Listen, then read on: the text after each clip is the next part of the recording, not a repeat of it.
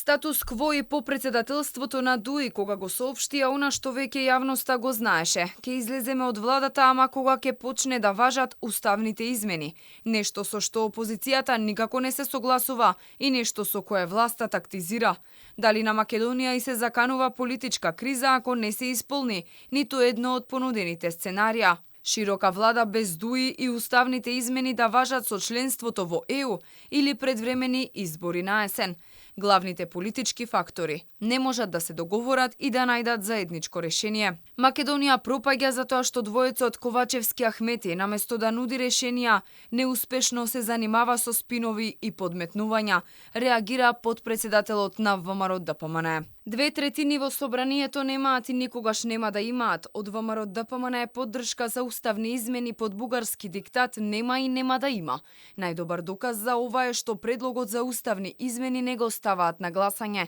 Им понудивме национално обединување на македонците, го одбија. Станаа класични измеќари на ДУИ и Ахмети.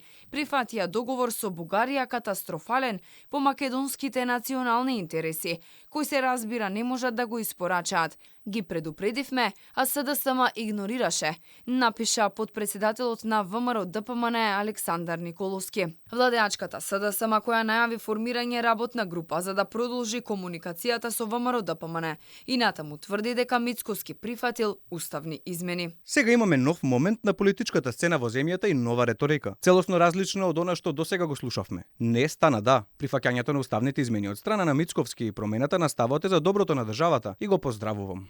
Председателот на Демократски сојуз Павле Трајанов пак, кој неодамна ја напушти владината коалиција, смета дека идејата на СДСМ за широка влада била класична манипулација. Целта била да се избегне одговорноста од колапсот на евроинтеграцијските процеси, незадоволството на граѓаните и обидот за промена на уставот под бугарски диктат, без гаранции за македонскиот идентитет.